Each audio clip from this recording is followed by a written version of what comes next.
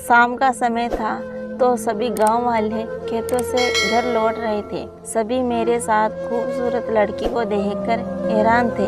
जो भी मुझे देखता बस देखता ही रहता था। गांव वालों की नज़र से घायल होकर मैं अपने घर पहुंच चुका था। घर में कोई नहीं था। मैं नेहा को आंगन में छोड़कर रसोई में गया। वहाँ माँ मेरी बहन के साथ खाना बना रही थी।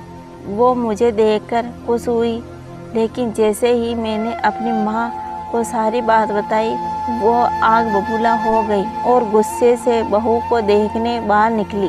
बहू को देखते ही माँ की बोलचाल बंद हो गई।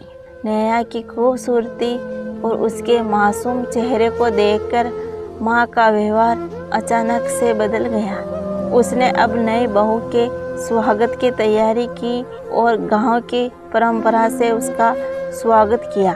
मेरे घर वाले बहुत खुश थे। उन्होंने मेरी सुहागरात के लिए एक कमरे को सजा दिया।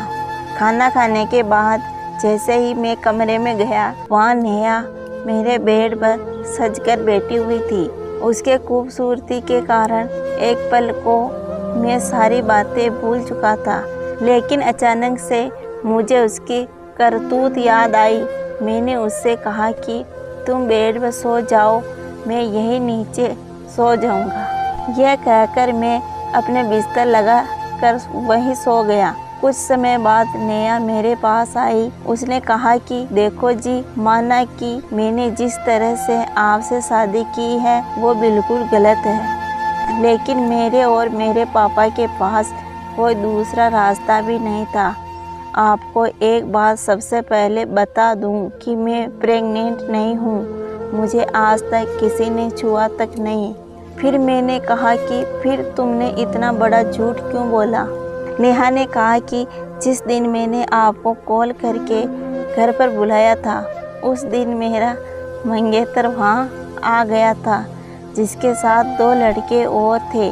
वो शराब के नशे में था और मुझको बाहर ले जाना चाहता था। किसी तरह मैं उससे बचकर अपने कमरे में चली गई और आपके कॉल करके बुला लिया।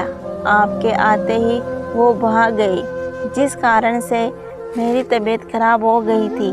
यह बात मैंने पापा को बताई थी। पापा ने मेरे होने वाले ससुर को बताई तो उन्होंने भी उसके बेटे का ही पक्ष लिया और जल्दी शादी करने की धमकी भी दी। इससे परेशान होकर मम्मी पापा वापस घर लौट आए।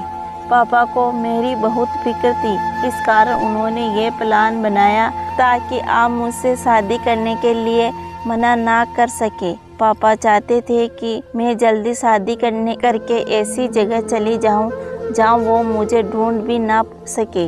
इसलिए पापा ने यह सब किया और यह बात मेरे होने वाले ससुर को भी बता दी तो उसने तुरंत रिश्ता तोड़ दिया।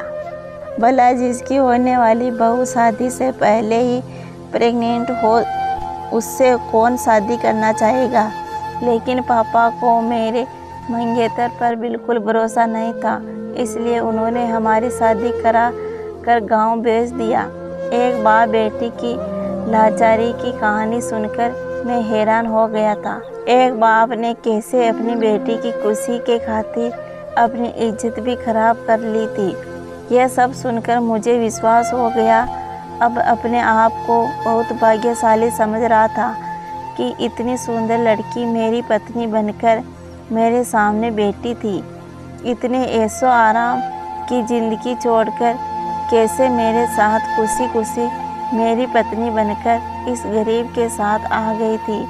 आपको ये कहानी कैसी लगी कमेंट में ज़रूर बताना और वीडियो को लाइक करके चैनल को सब्सक्राइब ज़रूर करना ताकि हमारे आने वाले वीडियो सबसे पहले आपको मिलते रहे।